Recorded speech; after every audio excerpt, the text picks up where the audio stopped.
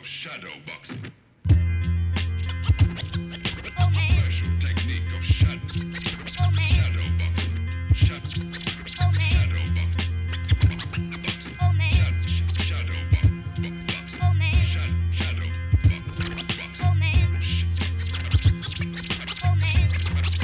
Shadow boxing.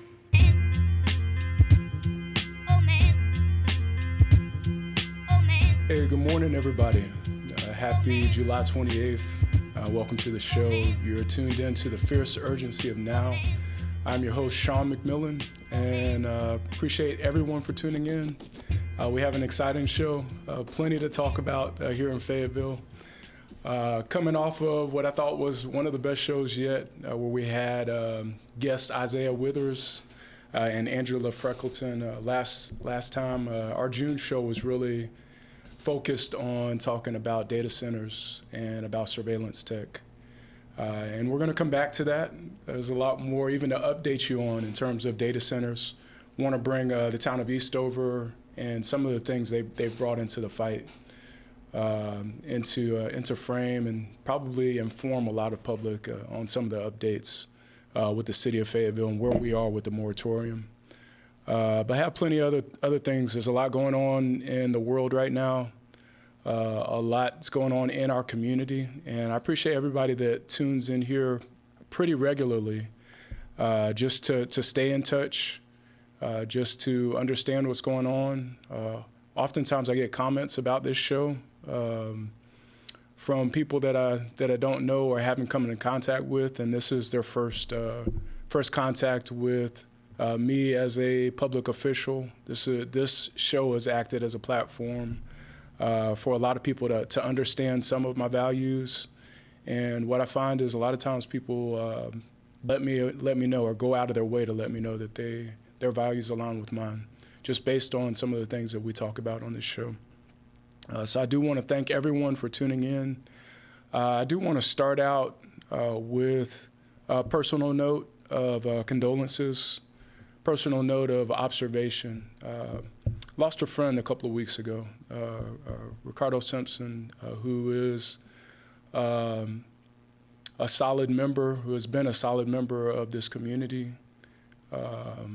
who grew up not too far from where this station is, and who was a friend to many, many people in Fayetteville. Attended Ricky's funeral last week. And I'll say that I knew him very, very briefly in terms of his entire life. I've known him mostly over the last 7-8 years, and our connection was through the arts. We worked on a film together called Candace Queen, and that connection was solid. What I found is that Ricky was a friend not only to me, but to a lot of people in ways that will resonate, I think, for the entirety of our lifetimes. He was the type of person that would reach out with congratulations for anything that anyone accomplished. He was the type of person that would reach out and support in friendship and solidarity on a regular basis. And one of the things that was remarkable about the service that I attended last week is that so many people had the same story about Ricky and how special a person he was, how gifted an artist he was. He was the voice of FSU. He also did a ton of productions over at CFRT and Gilbert. And in terms of what you think of as a life well lived, for someone who is on this earth and makes just a solid connection with so many people in a way that is supportive and loving. I think that is something that was admirable. That's something that will always stand out to me about that memorialization, but more so and more importantly about his life. So I do want to start off with condolences. Kudos to everyone who put together a beautiful service that was filled with song, it was filled with art. And it really captured, I thought, who he was as a person and what he brought to this earth. So thank you, Ricky. And thanks to all of his friends, and again, my condolences. I also want want to underscore something that we talked about a couple of months ago on this show. This still reigns true. We have thousands of people from this community that are downrange right now. When I say downrange, I mean they're in a combat zone. They are not in a safe place. They're in a place where they could lose their lives or be injured. We lost 4 more people in what is being called the Iran war just this past weekend. And I think sometimes it's easy to forget as you go through your days that there are people who who are serving, that there are people who are in harm's way, that there are families that are impacted. They could even be on your street. They could be next door. And they suffer silently through the separation. And I do want to take a minute just to say that I'm praying for everyone who is downrange. Send my condolences to the families, even in this community, who were impacted by the loss of their loved ones. Also want to note that statistics have been released recently that show that there have been more than 600 injuries in this war so far. So that's those don't always make the headlines, but there are people also that have been hurt as a result of this war. And on top of the condolences, on top of the prayers, I think I owe it to my comrades in arms, my siblings and brothers and sisters in arms, also to fight on this side to ensure that we end these forever wars. This war is one that shouldn't be. There should not be people downrange taking fire right now as a result of the recklessness of this administration. I believe that, and most Americans at this point believe that. And I think we owe it to each other to, on top of the prayers, the thoughts and prayers, to also have some fight in us to end forever wars. If there's one thing we should be working ourselves out of in terms of a job, it's warfare. We should be moving towards a peaceful earth. And we shouldn't be stepping into conflicts that are unnecessary, that cause an unnecessary loss of life. I wanted to start with those notes that are bigger than just what's going on here locally, because we should never forget who's downrange, who's not safe at this point, and we should never stop fighting for an end to forever wars and for something that's different, something that's what we actually deserve as a country and as a society. So what we'll keep pushing for, especially those of us who are in the anti-war movement here, is for a future where those trillions of dollars that we're wasting on war will be put to use here to take care of each other in ways that we deserve. And then also, we'll keep fighting for a future where we don't have 600 plus people injured, where we don't have more than a dozen at this point people killed needlessly. So thank you for allowing me the space to say that. I'm going to move on to data centers. And we're going to talk about quite a few things during this show, but there have been some developments that I really wanted to talk about. I don't see it in the press anywhere. I haven't really seen any of my fellow council members talk about data centers and this moratorium or the upcoming vote. But to set the stage, I want to go back and talk about how we got here. If you go all the way back to September of last year, September of 2025, the first thing I should note is that there was a pre-application from a company called Terra Nexus that proposed a hyperscale data center on the outskirts of Fayetteville. And if you talk to any council member or elected official and you ask them pointedly if there have been any contacts between the city and private companies who are looking to establish data centers, that's where they should start. They should be honest about this pre-application that came to light back in September of 2025.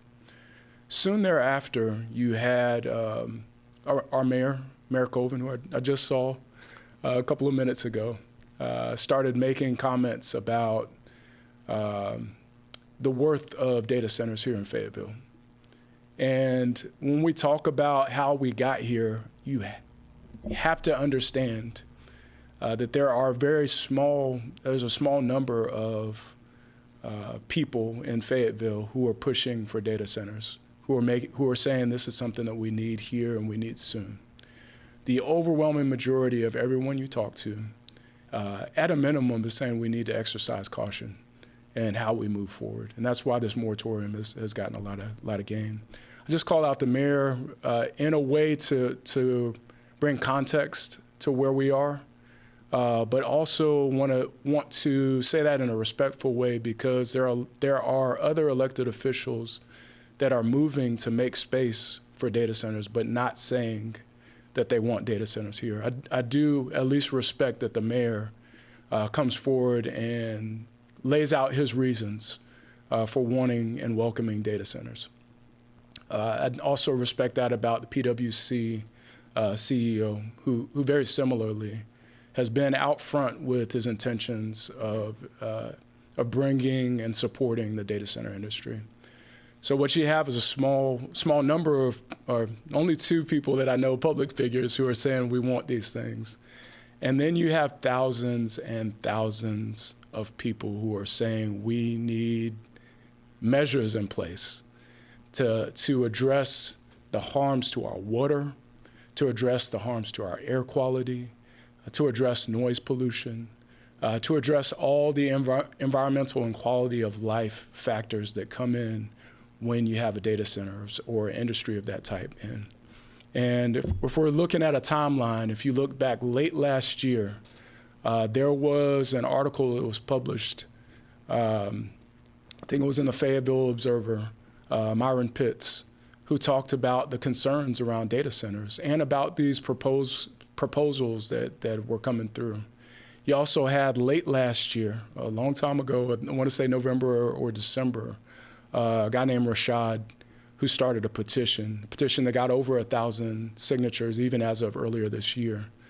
So the notion that this is something that is new is false. We've had this on the table for a long time. We've had this on the table for about 7-8 months now.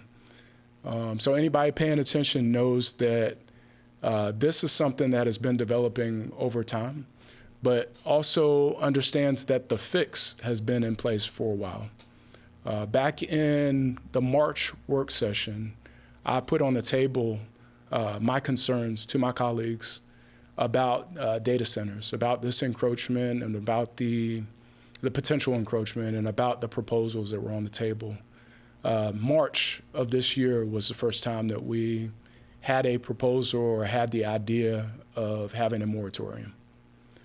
And since March, we've kicked the can down the road on moratorium. And now is the time when we listen to the community. We actually take the only statutory path that the state of North Carolina has given us to temporarily ban data centers until we get measures in place to protect our community. And anybody who says pause or says we don't need a data center really needs to be able to defend why you're rejecting the only statutory path that the state of North Carolina has laid forward. Also object to the use of the term pause, because that was bastardized by this council, by myself and my colleagues. I will say that I opposed the pause that was put in, 120-day, because I saw through it. I saw it as a ruse.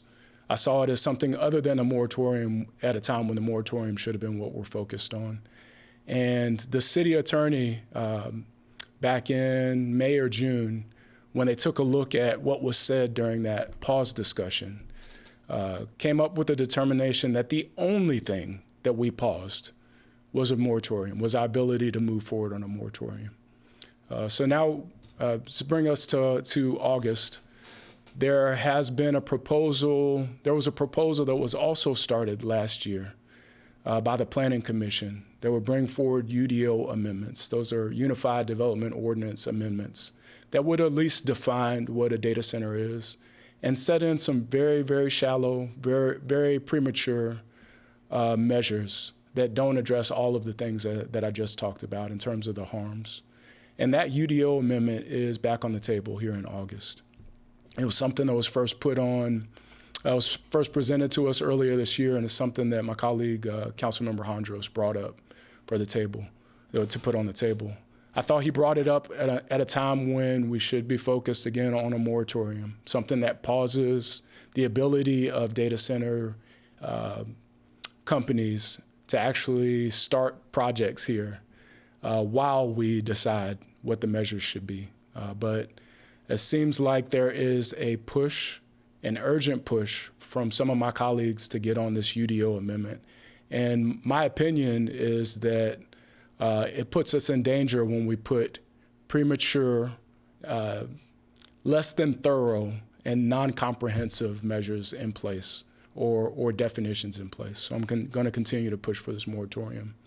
On August 3rd, we have a work session where we will talk more about the moratorium. We will also make space to hear from a researcher from North Carolina State who will talk about some of the impacts of data centers. And then August 3rd is also a time when the public can come forward and voice their opinions in a public forum. So the night of August 3rd, starting at 6:15, urge everyone to come out to City Hall. And then on August 10th, a week later, the UDO amendments will be on the table.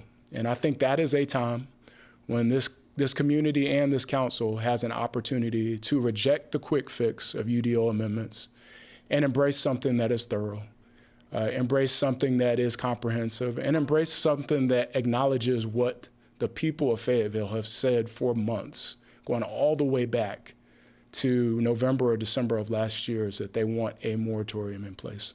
So I'm going to continue to fight for that.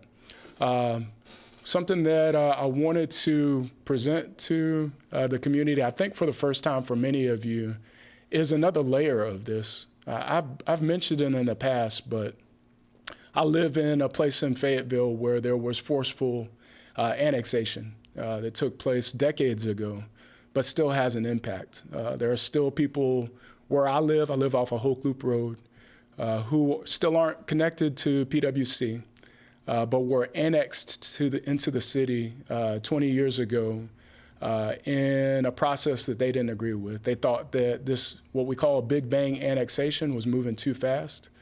And they correctly understood that they would not benefit from the annexation for years to come. As evidence of that, some of them are just now connecting to PWC, but have been paying city taxes for decades.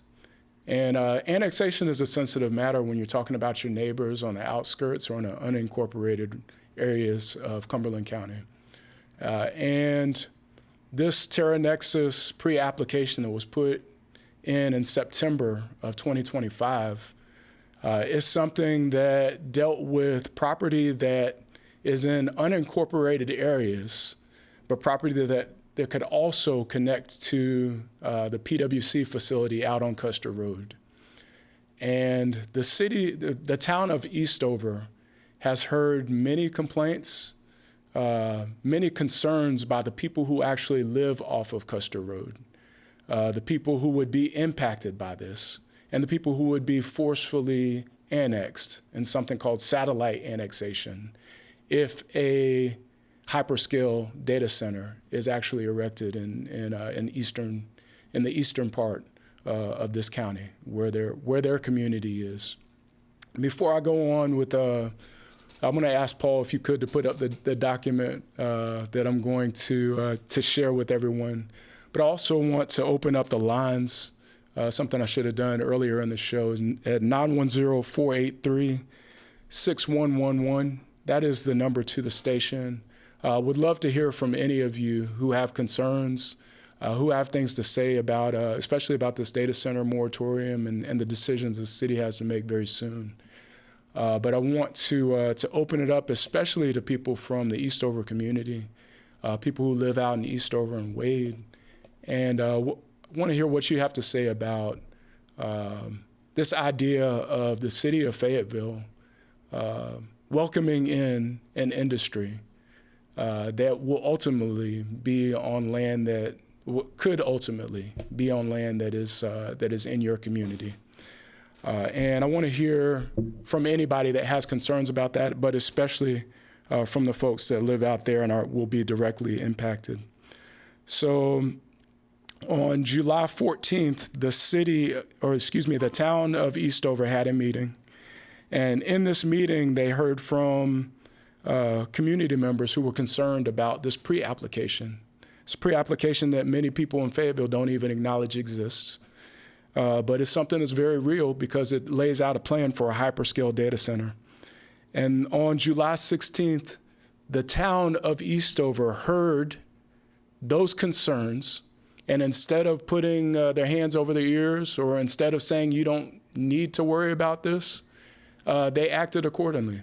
And they wrote this letter to the city council, and I'm going to read it. It says, and this is to the city manager, and this is from what I understand is from the law firm that represents the town of Eastover. It says, "Dear Mr. Hewitt, I have been asked by the Eastover, North Carolina Town Council as town attorney to write you concerning recent concerns that have been brought to its attention by numerous residents of the community. Apparently, a pre-application was filed with the city of Fayetteville in September 2025 concerning the siting of a large data center on Custer Road.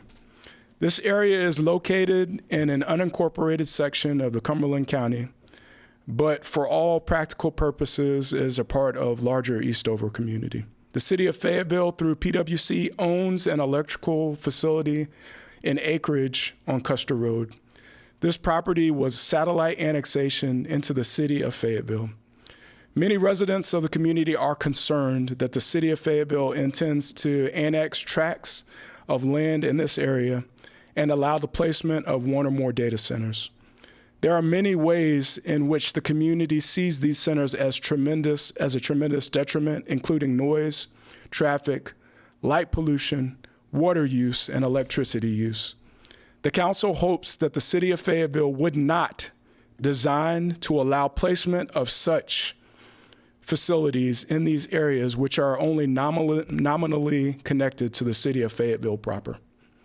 The town council of Eastover hereby strongly registers the town's objections to the bootstrapping, satellite annexations, and more particularly, and especially, placement of such data centers in this area.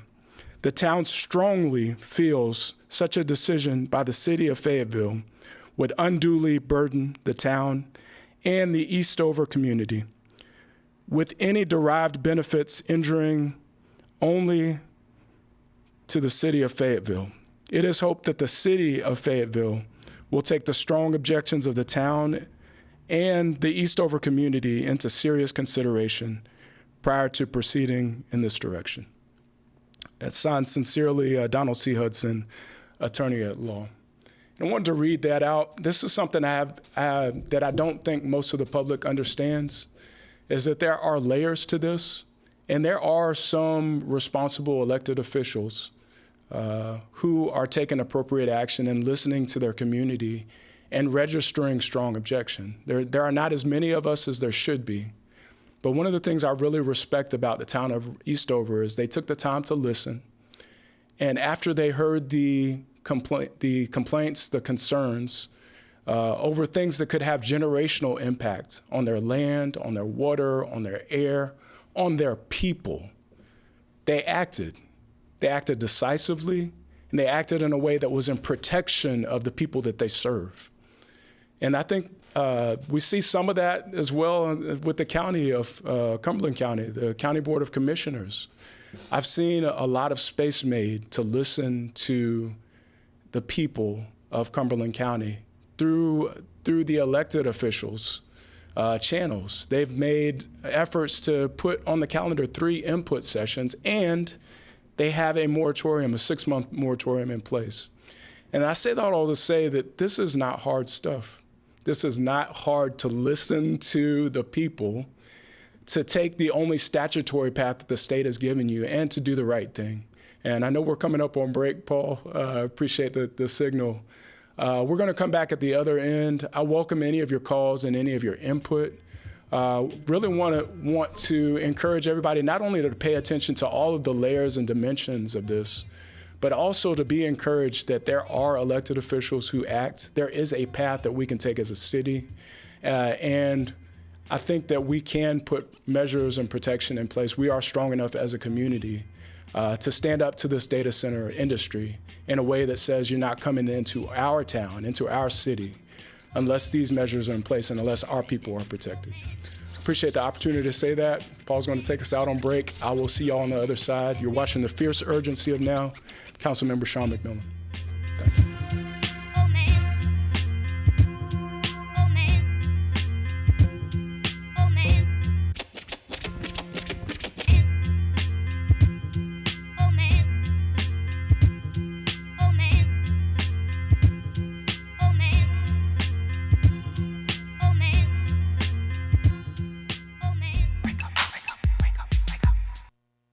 University of North Carolina at Chapel Hill announced on Monday that the general manager of the football program is on paid leave.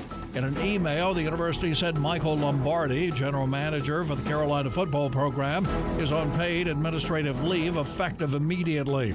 Israeli Prime Minister Benjamin Netanyahu's meeting with President Donald Trump is the first since the two leaders launched a joint war against Iran and a chance for Netanyahu to smooth out strains in their relationship. North Carolina Secretary of State Elaine Marshall visited Whiteville in Columbus County on Monday to meet with small business owners and community leaders as part of her Rural Rise NC initiative. A jury has heard opening statements in Lindsay Clancy's murder trial over whether postpartum psychosis drove her to kill her 3 children. Senator Lindsey Graham will be remembered today in Washington and in South Carolina. I'm Jamie Monticelli, WIDU Radio News. Cumberland County, in partnership with the City of Fayetteville government and community partners, will open cooling centers today. Residents without access to AC may visit a cooling center during normal business hours to stay cool and safe. When temperatures are high and extreme heat is in the forecast, remember to drink plenty of water, stay in air-conditioned spaces when possible, avoid direct sun exposure during peak heat hours, limit outdoor activities, and take frequent breaks in the shade. Cumberland County Schools is seeking trusted and enthusiastic parents, guardians, and community members to serve as CCS Family Ambassadors. CCS Family Ambassadors serve as important connectors among families, schools, and the district. Family Ambassadors share family-friendly information, guide families to the appropriate CCS staff and resources, and support family engagement efforts at their schools and in their attendance areas. From WIDU Radio, I'm Jamie Monticelli. Your Tuesday forecast could see some late morning and early afternoon showers, and if that indeed does come to fruition, it would reduce our severe storm chance later in the day. But that chance does exist between about 4 p.m. and 8 p.m. High temperatures today, 85 to 90 degrees. We're quiet overnight with temperatures dropping into the lower 70s, and we'll be in the mid to upper 80s Wednesday, lows in the low to mid 60s heading into Thursday morning. I'm meteorologist Chris Michaels in the NCN Weather Center.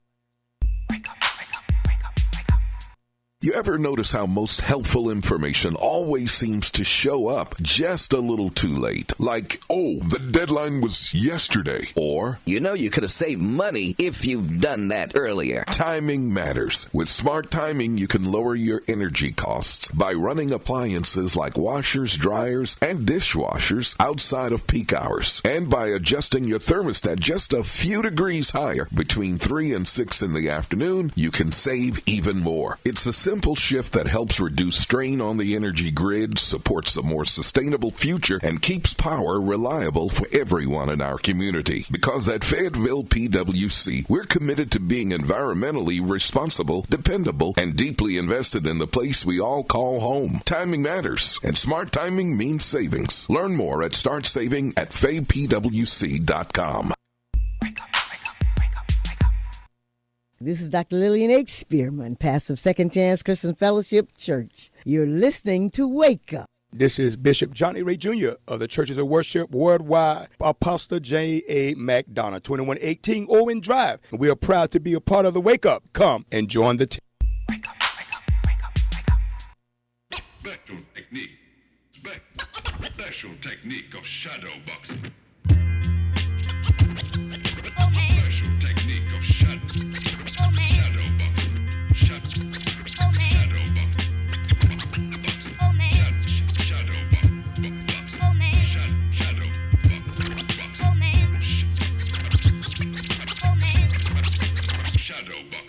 Thank you for joining us and welcome back on the other side of a break. I'm Councilmember Shaun McMillan. You are watching The Fierce Urgency of Now, or many of you listening to The Fierce Urgency of Now.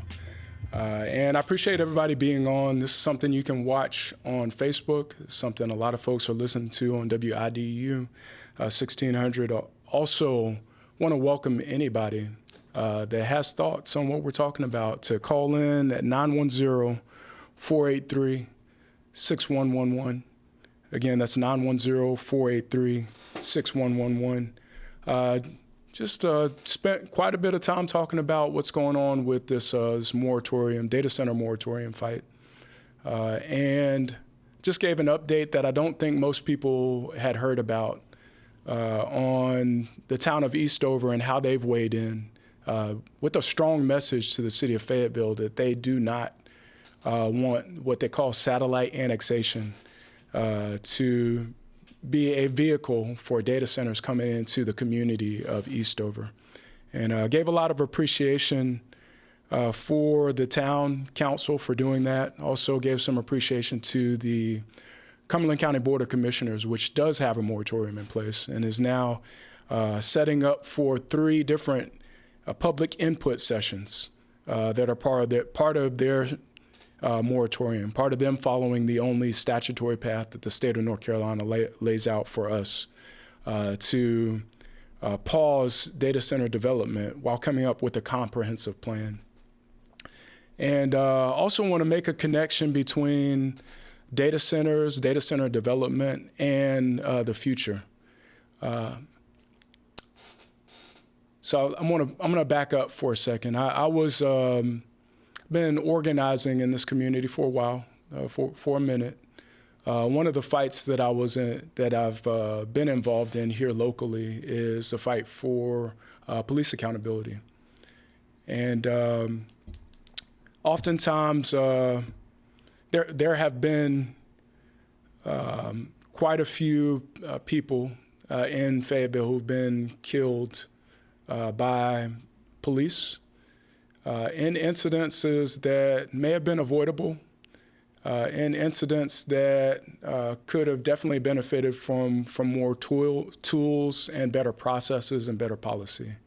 Jada Johnson is one of those people, and I think that Jada Johnson's death really spurred a movement towards better policy because it made us look at how this young mother very likely could have been alive if we had something that addressed her mental health in place in ways that now you see policy and the OCS, Office of Community Safety, moving to actually have mental health practitioners on the scene versus police. If all you have is a hammer, everything looks like a nail. And unfortunately, Jada Johnson's life was lost. Her family and her baby girl still grieving and has to move forward. But instead of just focusing on the case and justice for Jada and her family, I appreciate her grandfather Rick especially, and a lot of organizers who came forward and said, we can have better policy that not only addresses justice for Jada Johnson, but also could save lives in the future. And that can extend to Jason Walker as well, another person that died at the hands of an off-duty sheriff's officer, but another case of somebody needing mental health support in a time where they received violence and death. And Najee Hagen's another one that comes to mind, but there are a litany of stories and names. And instead of focusing just on the names, we should honor those who have lost their lives, but we should move forward with policy that makes sure that no further loss of life is had. And ultimately, there should be policies that ensure justice and accountability. That's the other part. But the reason I say that is because on the issue of data centers, I see this also as a policy fight. This is not just about this pre-application that came in September 2025. This is about the dozens of data center applications that we can expect over the course of the next several decades as this technology is something that proliferates. There are cities even that are considering what it's going to look like, even with a very, very narrow and not as much available land. There are cities who are tackling this and saying, well, if they want to start building vertical data centers that still suck up our resources, that still raise our energy bills, that still pollute our air and water, we're going to make sure that we have something in place that addresses this.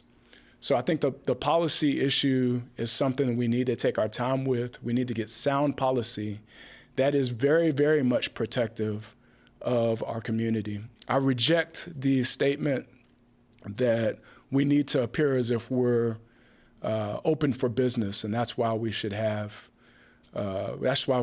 have a moratorium. Absolutely not. This is not a business. This is a community made of people who deserve protection. And any business that comes to Fayetteville should understand in a strongly worded sentiment as possible that you come here in observance of, in respect to, in reverence to the people that make up this community and all the resources that are precious to us. And that's one of the reasons I think the policy side needs time. That's one of the reasons I'm continuing to fight for a moratorium. Very similarly, there is a lack of policy and what I say is a loss of consent in terms of surveillance technology. We just finished the budget process, and one of the things I objected to was a lack of discussion on surveillance tech. We had somewhere in the neighborhood of $800,000 that was on paper that was allocated towards surveillance tech programs. When I talk about the programs that are already in place, here in Fayetteville, understand that when you read about flock cameras and technology, that has been here. That's been here, and it was, I don't remember being asked if I could have my license plate read every time I pass certain places on the street or the highway. But that is something that without the full consent of the community, the city of Fayetteville put in place. Flock is one of them. There's another facial recognition program that's being used. It's called Clearview AI. So no consent by the people, but this is something that looks at our faces, enters them into a registry, and then when there is a crime or an incident, or when somebody feels like it's appropriate, they can look at our information, our data. They can even go so far as to put together a pattern of life study to see where we've been over the course of time. And I think those things are infringement of civil liberties. They could be a usurpation of the process that's been laid out for how you go about getting information, the warrant system. And it could cut out judges and other people who should be in the process of how this information is used and where it goes. And then also there's an issue of this data going to third parties and a lack of awareness of where all of this data that's being collected on us is going in Fayetteville. FUSIS is another program that is already in place here. It takes, it has the potential to take footage from your Ring doorbells and other cameras that we use and send them to a real-time intelligence center and basically have another eye for our government and for our city. And my main objection some of my main objections to this is we have not consented to this, and we don't have proper oversight of all of these tools that have been put upon most of the people of Fayetteville. And I don't think most people really understand the depth of these programs and the breadth of how they're being used. And I put in the April, I believe it was the April or May work session, something in that urged my colleagues and I to put in policy that has oversight of these programs. I presented something from the IACP. It was a 9-pillar program that looked at everything from what the contract looks like with these companies to the data, to understanding what the data is, to measures on how these would be implemented. And unfortunately, could not get the council to see the importance of putting policy in place. But I think this is the type of thing that we need to really be more serious about. The type of thing that the council should do its due diligence to put in place while these technologies are proliferating. And that's something that we need a lot more community voice and a lot more community organization on. Just know that you have in me somebody that's going to put it on the table repeatedly to ensure that we have policy that addresses all of these surveillance tech tools. Another thing that's happened since I put that proposal on the table is we've given a green light to something called drones as first responders. So another without the consent of the people, another technology tool that's going to be potentially in neighborhoods very soon that just got funded through this last budget. I wanted to bring up organization as well because I don't hear enough people talking about how we can move to ensure that there's policy around surveillance tech. But there's a lot of other harmful things and a lot of, I said the other day, a lot of foul things happening in the state of North Carolina and then also in the country. Just right up the road today, this morning in the General Assembly, our representatives are hearing about measures that the legislature is attempting to put in place that I think could hinder our access to the polls. We do have an important election coming up, midterms in 2026.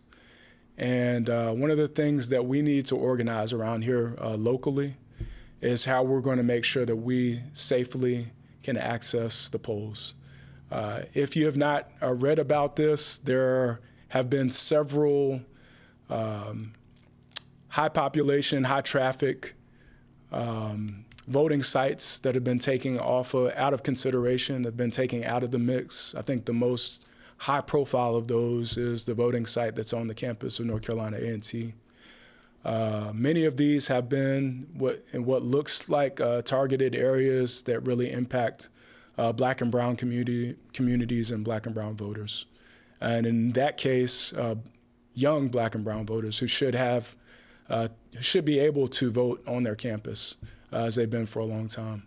There has also been what looks like targeted effort to take souls to the polls out of contention in many communities. In places like Columbus County, which is one of our neighbors to the east, not too far from Cumberland County, there has been even a reduction of voting sites to make people have to drive several miles, up to 30 minutes just to get to a voting poll. And I say that to say there's a lot of things that are going on here in the state of North Carolina that we need to pay attention to. Those things that don't see the light of day in terms of what most people see are the things that we need to organize around. And one of the things I can say in terms of Cumberland County is that there is a beloved community that is growing to address all of those threats that we see. So I urge you all to get on this issue of surveillance tech. Talk to your council members about what they are approving, what they are in some cases rubber stamping, and about the policies that could keep us safe and keep our civil liberties intact. I urge you also to reach out to your state legislators and even local officials about how we're going to protect the vote here in Cumberland County. I'll also mention that there was a removal of a Board of Elections member here in Cumberland County, controversial, and several closed-door sessions that have happened since that removal. And there's reason for us to pay attention to what's going on here in Cumberland County so that we can have clear access to the polls, unimpeded access to the polls here in November. And something I wanted to mention is that we have a president in President Trump who has already said that in many ways, and many times, he said that he does not intend on leaving office in 2028. And I think about that every time I see this steady erosion of our ability to get to the polls. If we don't stand up now and we don't look forward into the potential of harm and put measures in place for ourselves, our communities, and our state, we may not have a democracy, a functioning democracy to participate in within a couple years' time. So if you are not connected to organizations that are organizing, that are getting out and building a base, inviting members in to come and unify and consolidate their collective power, you're leaving something on the table, and something on the table that may not be there for all of us in the near future. When I say organizing, I just went to the NAACP meeting on Sunday. On Sunday, they talked about this data center fight. They talked about how national NAACP is involved in something called the Stop Dirty Data Centers movement or program, where they're urging, the first recommendation in that is to urge moratoriums. And I would urge all of you to look at how you're connecting to support organizations like the NAACP, the local branch here, whether you're a member or a volunteer, how you're supporting them.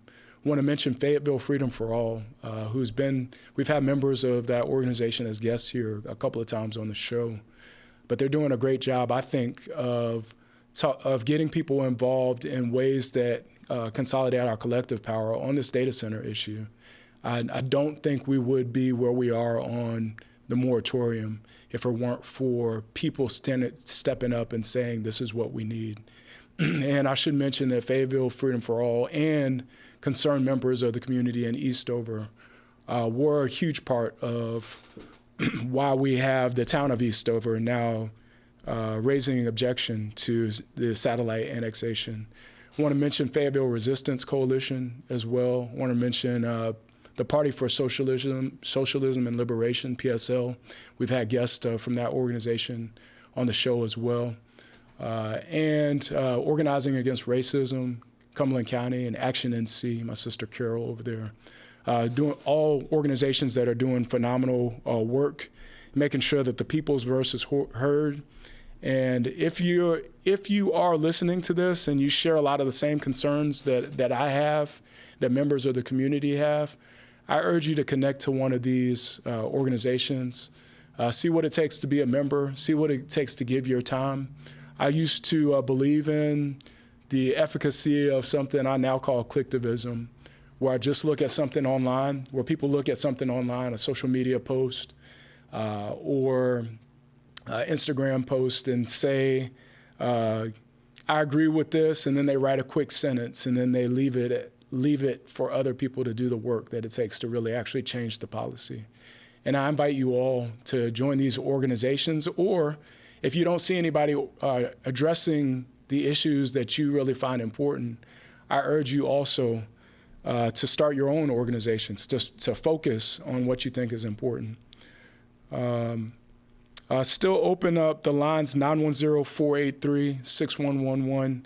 But I do want to recognize that we do have a Facebook audience as well, and appreciate the comments of Pamela Woodell Carter, who says, as someone who lives in a neighborhood where crime is occurring on a regular, don't have issues with camera. The stuff happening in high crime areas needs to be documented, should be included in our crime stats. I love my Ring door camera.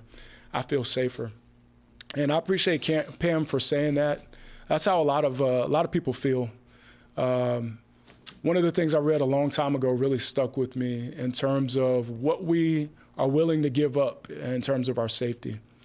And I think that's a collective decision has to be made, and consent should be given on the level of security or the level of privacy that we're willing to give up in order for our protection. And I think only through that type of engagement with the community, that type of a request for consent, do you understand what the community will give up in terms of civil liberties, in terms of the protection, the perceived protection they get back from it. Also, Pam says, I've sent my councilman messages that I'd like a local moratorium on data centers.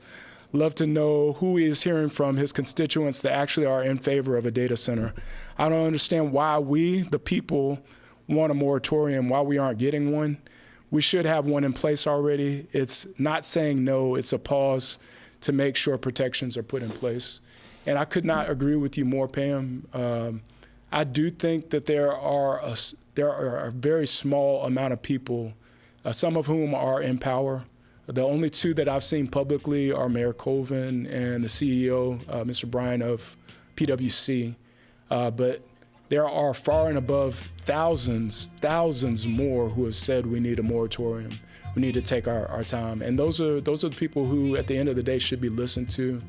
Those are the ones who are pushing for policy that could be effective. And I'll continue to fight with you, Pam, and continue to urge you all to continue to reach out to your council members so that we can get 6 votes for this moratorium that's needed. I hear the music going. I know that Paul's about to play us out. I want to take some time to say thank you to everyone again for your support. Thank you to everybody who is getting active and staying engaged. Please don't give up the fight. If we can't believe in each other, come together in community and protection of each other, then we lose hope for what our future could be. And I believe this community could have a bright future if we take care of each other. All of us or none. Y'all take care. Thank you for tuning in to the Fierce Urgency of Now.